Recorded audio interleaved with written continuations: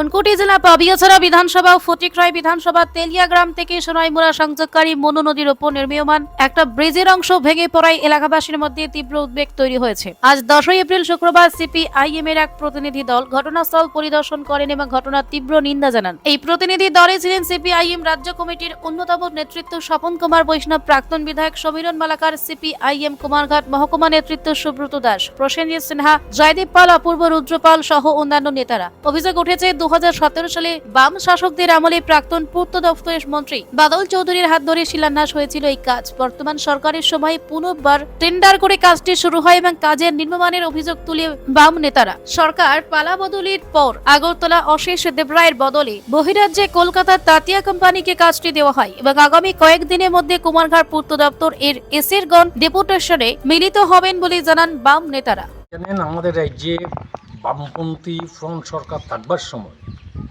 আমাদের জগন্নাথপুর, তেলিয়া এবং সোনাইমুড়ি এখানকার শ্রমজীবী অংশের মানুষ, কৃষক, চা শ্রমিক, সমস্ত মানুষের দীর্ঘদিনের যে দাবি এবং আশা এবং আকাঙ্ক্ষা, এটাকে ভিত্তি করে তৎকালীন বামফ্রন্ট সরকার লক্ষ লক্ষ টাকা বরাদ্দ করার মধ্য দিয়ে তৎকালীন যে আমাদের পূর্তমন্ত্রী সদীয় বাদল চৌধুরীর হাত ধরিয়া হাজার হাজার মানুষকে সাক্ষী রাখিয়া আমাদের এই যে মনু নদীর উপর এই ব্রিজটা করার জন্য কাজটা শুরু করে। বামফ্রন্ট সরকারের আমলে পিলার টিলারগুলো তৈরি করা হয়। বামফ্রন্ট সরকার চলে যাওয়ার পর এবং জোট সরকার এই ব্রিজের কাজটা তখন প্রাথমিকভাবে হাত দেয়। তখন থেকে নানান ধরনের করাপশান, অনিয়ম এগুলো আমাদের চোখে ধরা পড়ে। আমাদের তরফ থেকে আমাদের সীমাবদ্ধতার উপর দাঁড়াইয়া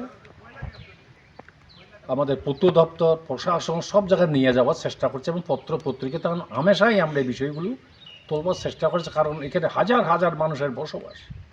কারণ বিশ্বে যদি ঠিক মতো না হয়, আমাদের এখানে তেলিয়াতে শত শত ছাত্ররা এখানে স্কুলে লেখাপড়া করে, তাদের আসা যাওয়া এবং কৃষকদের জিনিসপত্র নিয়ে আসা এবং এখানে হাসপাতাল বামফ্রন্ট সরকার তৈরি করছে, সব মিলিয়ে এই ব্রিজের গুরুত্বটা অপরিসীম। অনেক খাটখোর প্রধানের পর শুনেছেন আপনারা। এখন যেই অবস্থাটা দাঁড়াইছে, সাধারণ সেদিন বৃষ্টি হইলেও এমন হতে বৃষ্টি না, টোটাল শাটারিংটা ভেঙে পড়ে গেল। দুর্ভাগ্য হলে সত্যি আজকে গোটা পূর্ত দপ্তর আজকে এটাকে সাফাই করবার জন্য আমরা দেখলাম টিভির পর্দায় বা আমাদের সোশ্যাল মিডিয়াতে পূর্ত দপ্তরের অফিসাররা এই ধরনের যে অনিয়মটা ধামাচাপা দেওয়ার জন্য নানান ধরনের কাহিনী বলতে শুরু করলে, আর এখানকার বিজেপি দলের নেতারা বলবার চেষ্টা করছেন এটা বামফ্রন্টের আমলেও দোষ। আমাদের মূল বক্তব্যটা হইতেছে, প্রথমতে যে একটা ঘটনা ঘটার পরে কই পুলিশ প্রশাসন, কই আজকে পূর্ত দপ্তর, আপনার উপর দেখলেন হাজার হাজার সিমেন্টের বস্তা।